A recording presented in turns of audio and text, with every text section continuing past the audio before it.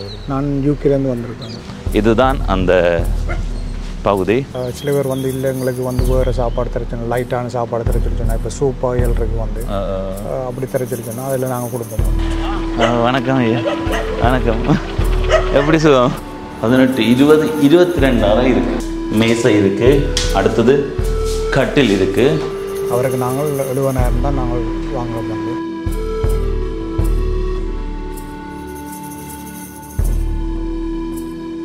வணக்கம் நண்பர்களே, நான் உங்கள் நண்பன் தர்சனாமூர்த்தி பவனீசன். இப்போ நான் எங்கே நிற்கிறேன்டா, ஈழத்தில் யாழ்ப்பாணத்தில் கோவில் கடவை என்ற ஒரு ஊர் இருக்குது. நெல்லியடி சந்தியால் வரும்போது இந்த கோவில் கடவை என்ற ஊருக்கு வரலாம். கோவிற்கடை பிள்ளையார் கோயிலும் இதில் இருந்து கொஞ்சம் தூரத்தில் தான் இருக்குது. எனவே இந்த இடத்துக்கு இன்றைய நாளில் ஏன் வந்திருக்கிறேன்னா, ஒரு முக்கியமான இடத்தை உங்களுக்கு காட்ட போகிறேன். இது எதிர்காலத்தில் உங்களுக்கு பயனுள்ளதாக இருக்கலாம். எனவே எதிர்காலத்தில் இது உங்களுக்கு பயனுள்ளதாக இருக்குமென்றால் இவர்களோடு தொடர்பு கொண்டு மேலதிக விவரங்களை பெற்றுக்கொள்ளுங்க. திரையில் தொடர்பு பண்ணி இருக்குது. அது என்னன்றதை முன்னமே சொல்கிறேன். இப்போ நாங்கள் உள்ளுக்கு போகலாம். எப்படி இருக்குன்றதை உங்களுக்கு காட்டுறேன் வாங்கோ. இதுதான் அந்த பகுதி. இதில் எழுதியிருக்கு பாருங்கோ, கரவை நலவாழ்வு காப்பகம். சரி, உள்ளே போய் நாங்கள் பார்ப்போம். இதில் பாருங்க, இந்த கட்டிட அமைப்பு கொஞ்சம் வித்தியாசமாக இருக்குது, வடிவாக இருக்குது. நான் உள்ளே போய் பார்த்துட்டு வந்தேன். வித்தியாசமாக தான் இருக்குது. ஒரு நல்ல சூழலாக தான் தெரியுது. அடுத்தது இந்த பகுதியில் இப்போ தான் இந்த கட்டிடம் கட்டி இருக்கிறதால இதில் கட்டிடம் இருக்குது. அது மாதிரி முன்னுக்கு இந்த பகுதியில் தோட்டம். இதில் பாருங்க, மரவள்ளி தோட்டம். அடுத்தது அந்த பக்கத்தில் வாழை தோட்டம்.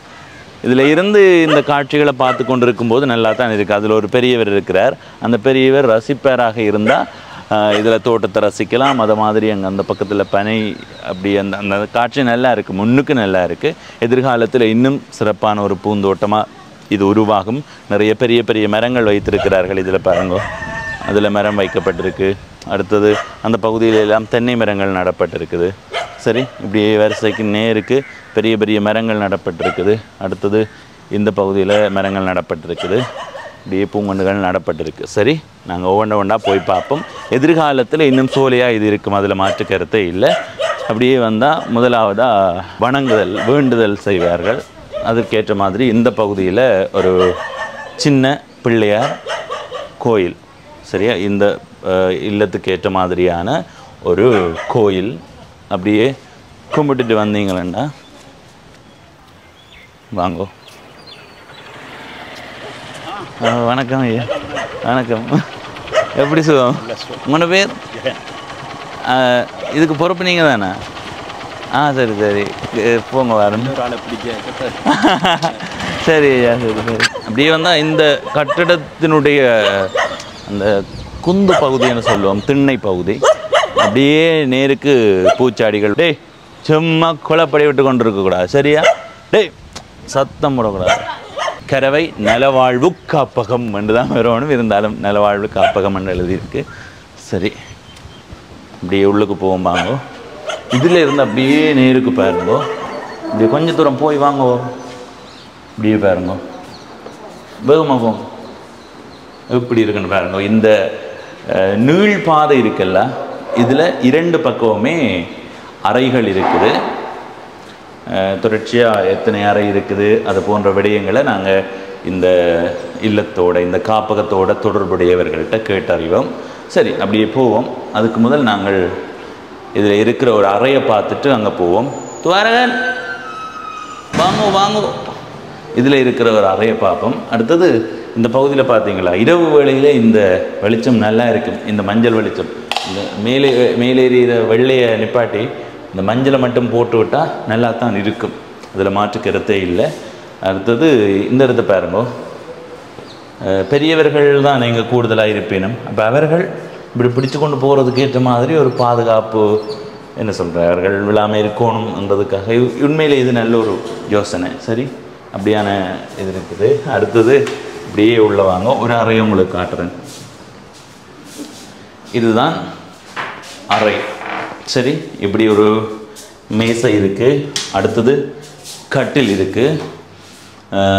இந்த மாதிரி காலதர் ஜன்னல் சாளரம் இருக்குது.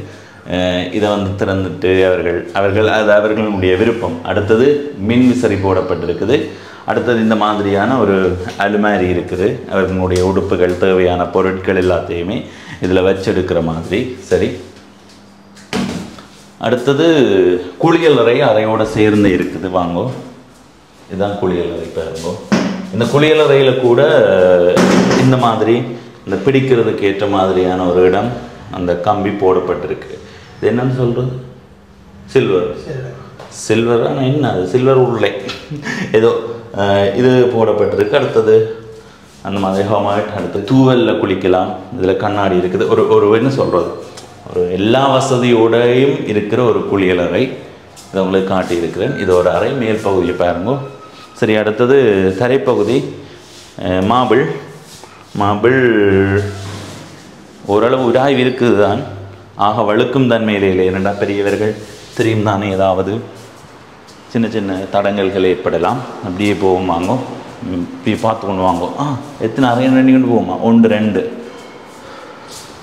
2 4 6 அறை. சரி, 6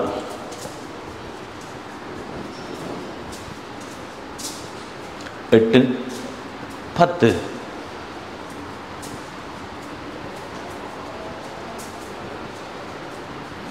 12 அறை இதுவரைக்கும் இருக்குது.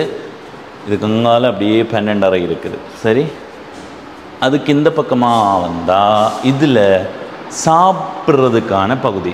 சரி, சாப்பாட்டு மேசை இருக்குது. அடுத்தது இந்த இடத்தை எவ்வளவு அழகுபடுத்தி வடிவமைக்க முடியுமோ அந்த அளவுக்கு அழகுபடுத்தி வடிவமைத்திருக்கிறார்கள். மின்விசிறியில் இருந்து எல்லாமே மிக சிறப்பான வசதியோடு பார்க்க நல்லா இருக்குது.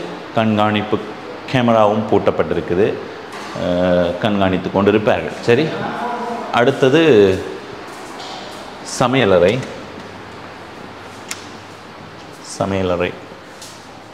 சமையலறை இதுதான். சரி, எல்லாத்தையும் காட்டணும் தானே உங்களுக்கு. காணொலியில் பார்த்துட்டு தானே நீங்கள் இங்கே வந்து அடுத்தடுத்த கட்டத்தை யோசிப்பீங்க. என்ன வாங்கோ, அங்கால போகிறதுக்கு முதல் இங்கே போயிடுவோம். அங்கே எத்தனை சொன்னானுங்க? 14 16 18 20 22 அறை இருக்குது மொத்தமாக. சில வேளைகளில் கூடலாம் குறையலாம், அதை கேட்டறிவோம். சரி, அப்படியே வாங்க.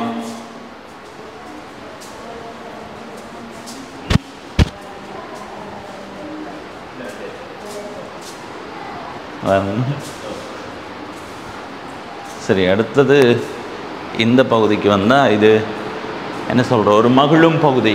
எல்லா பெரியவர்களும் இருந்து எப்படி சொல்கிறோம், உங்களுடைய வீட்டில் ஒரு பெரியவர் இருக்கிறாருன்னா நீங்கள் எல்லாருமே வெளிநாட்டில் வாழ்கிறீங்கள், யாரோ ஒரு பணியாளரும் உங்களுடைய வீட்டில் இருத்தி அவரை கவனிக்க சொல்லுவீங்க. ஆனால் அது சரியான முறையில் சில கவனிப்புகள் இருக்காமல் இருக்கலாம். அடுத்தது பெரியவர்களோட கதைக்கும் போது வார அந்த மகிழ்ச்சி எங்கேயுமே இருக்காது. அது ஒவ்வொரு நாளும் கதைக்க மாட்டார்கள். ஆனால் இப்போ எங்களுடைய ஊர்கள் எல்லாம் நிறைய பெரியவர்கள் ஒரு இடத்தை இருந்து கதைச்சு கொண்டிருப்பார்கள். அதற்கான தேவை என்ன காரணம் என்று சொன்னால், பழைய கதையை கதைக்கிறது. நான் அங்கே போனான், நான் தமிழ்நாட்டுக்கு போனான், பழனி முருகன் கோயிலுக்கு போனான், அடுத்தது மடுமாதாவுக்கு போனான், அடுத்தது கொழும்பில் இருக்கிற பள்ளிவாசலுக்கு போனான், அடுத்தது கொழும்பில் இருக்கிற தாமரை கோபுரத்தை விட பெரிய உயரத்திலெல்லாம் ஏறி போட்டு வந்திருக்கிறோம். அந்த மாதிரியான ஒரு கருத்து பகிர்தல்கள் எல்லாமே மிக சிறப்பாக இருக்கும். என்ன கிடைக்க புத்தரையும் செய்துவிடுவோம். புத்தர் கோயிலுக்கு போனால் அந்த மாதிரி அந்த அவர்கள் செய்த வாழ்ந்த முறைகளை பற்றி ஒவ்வொருத்தரோடையும் கதைத்து பகிர்ந்து வாழணும். அது நல்லா இருக்கும். அதுக்கான ஒரு சூழல் இங்கே இருக்குமென்னு நினைக்கிறேன், மகிழும் பகுதியில். அடுத்தது தொலைக்காட்சியும் இருக்குது. சரி, அடுத்தது புத்தகங்கள் வைக்கப்பட்டிருக்குது. ஆரோக்கியம் தரும் உணவு, உடற்பயிற்சி முறைகள். இதை கட்டாயம் நாங்கள் பார்க்கணும். ஆரோக்கியம் தரும் உணவு, உடற்பயிற்சி முறைகள். சரி, வாங்கோ. அடுத்தது இது அலுவலகம். அடுத்தது இந்த இடத்துல கன்சல்டன்ட் ரூம். சரி, இதுக்குள்ளே குளிரூட்டப்பட்ட வசதி இருக்குது. கூடுதலாக இங்கே வைத்தியர்களும் வந்து கவனித்து கொண்டிருப்பார்கள் என்று நினைக்கிறேன், பரிசோதனைக்காக. சரி, அப்படியே வந்தால் இந்த பகுதி ஒரு வரவேற்பு பகுதி, நுழைவு பகுதி மாதிரி. நான் அந்த பகுதியால் வந்தேனாங்க. ஆனால் இன்னும் இப்படி விதிமுறையின் அடிப்படையில் வரேன்னா இந்த பகுதியால் தான் வருவோம். சரி, அப்படியே வெளியில் வந்து அந்த நுழைவாயில் காட்டு நாங்கள் வந்தது. சரி, அதால் நாங்கள் அப்படியே உள்ளுக்கு போய் இதால் வந்த நாங்கள். சரி, அப்படியே வாங்க.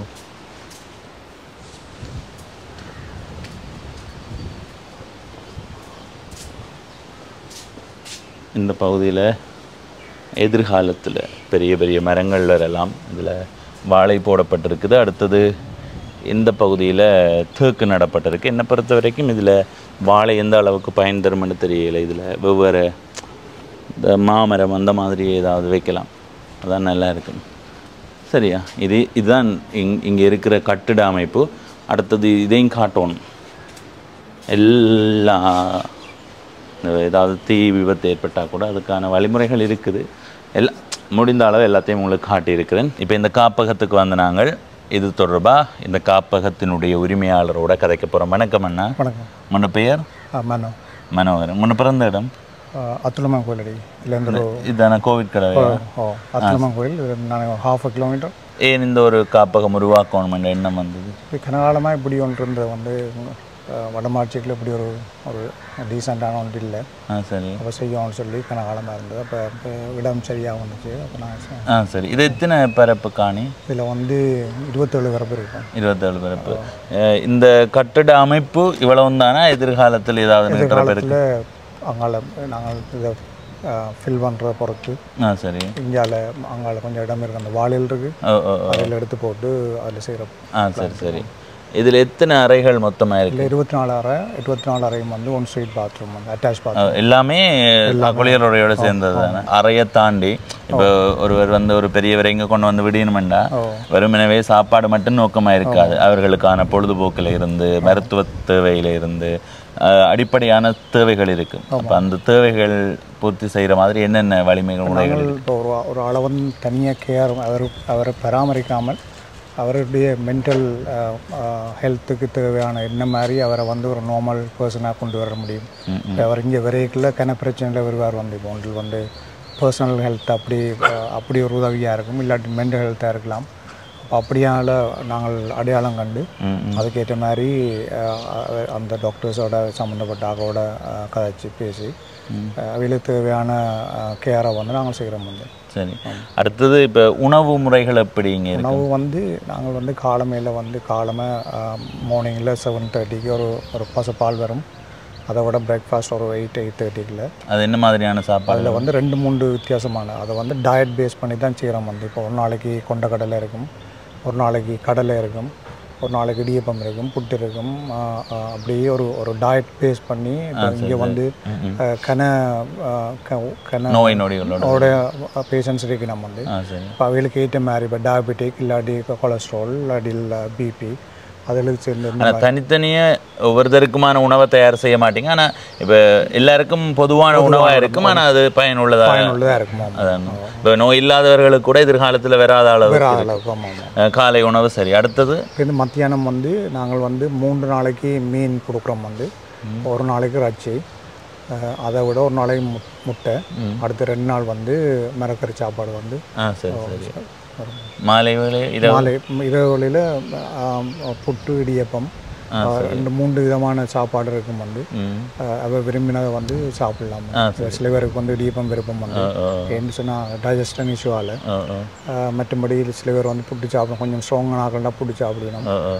சில பேர் வந்து இல்லை எங்களுக்கு வந்து வேறு சாப்பாடு தரச்சோன்னா, லைட்டான சாப்பாடு தரச்சொல்லி சொன்னால் இப்போ சூப் ஆயில் இருக்குது வந்து அப்படி தரச்சொல்லி சொன்னால் அதில் நாங்கள் கொடுப்போம். வந்து அதை தாண்டி இப்போ நேரங்களில் வந்து 2 ரீஃப்ரெஷ்மெண்ட் இருக்குது. வந்து காலமாக 10 மணிக்கு ஒரு ரீஃப்ரெஷ்மெண்ட், பின்னர் 4 மணிக்கு வந்து.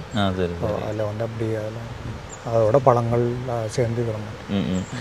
கூடுதலாக ஒரு பெரியவரை இங்கே கொண்டு வந்து விடும்போது அவரால் எல்லாம் செய்ய முடியும். ஒரு பாதுகாப்பு கருதி அல்லது அவருக்கான ஒரு உள ரீதியான ஒரு நன்மை கருதி இங்கே கொண்டு வந்து விடுவேன்.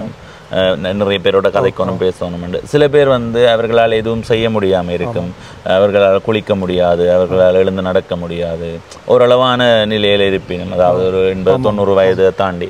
இப்போ அப்படியானவர்களுக்கு இப்போ ஒரு பேஷண்ட் தண்டை வேலையை தானே பார்ப்பாருன்னு சொன்னால், முக்கியமாக வந்து இப்போ டாய்லெட்டுக்கு போய் குளிச்சுட்டு வந்து வருவான்னு சொன்னால் அவருக்கு நாங்கள் 70,000 தான் நாங்கள் வாங்குறோம். வந்து அதுக்கெல்லாம் வந்து இப்போ ரூம்ஸ் 2 இருக்கலாம், இல்லாட்டி மீலாக இருக்கலாம்.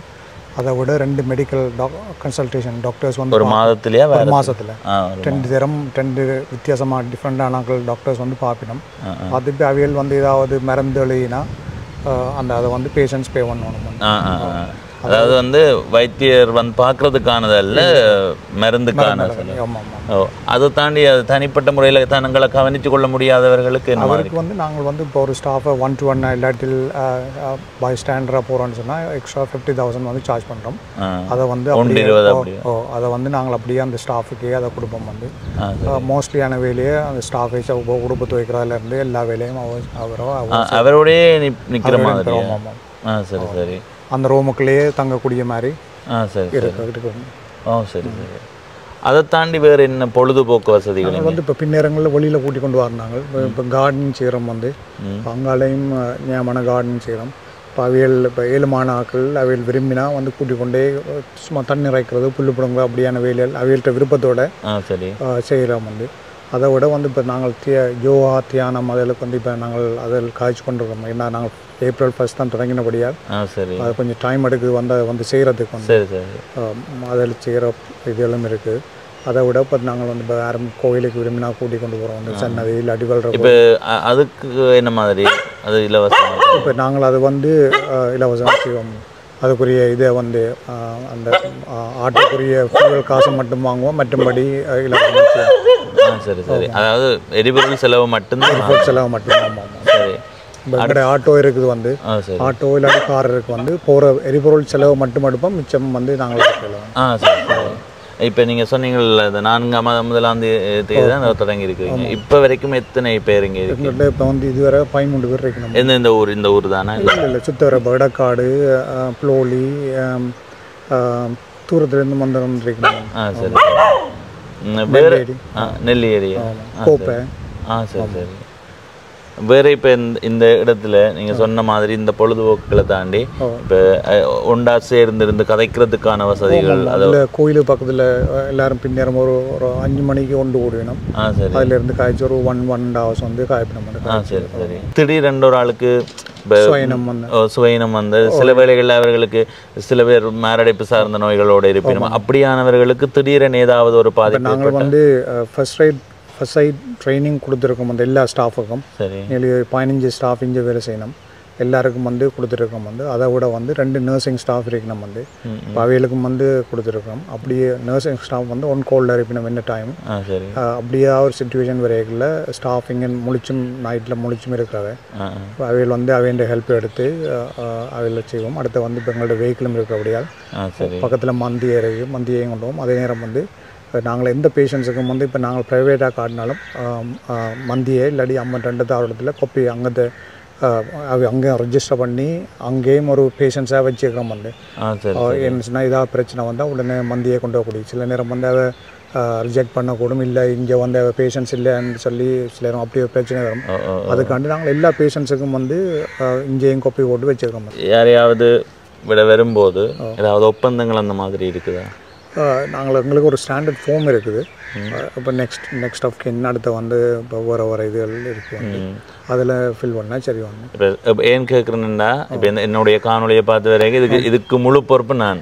ஏன்னா நாங்கள் சில விடயங்கள் வந்து கட்டணம் வாங்கி செய்கிறாங்க. ஆனால் இது வந்து எங்களுக்கு நாங்கள் இப்படி செய்கிறதுக்கு காரணம் நிறைய பேருக்கு தேவை இருக்குது. இந்த காணொலி பார்க்குறவர்கள் அவர்கள் பயனடையணுன்றதுக்காகத்தான் நான் இதை சம்மதித்தது.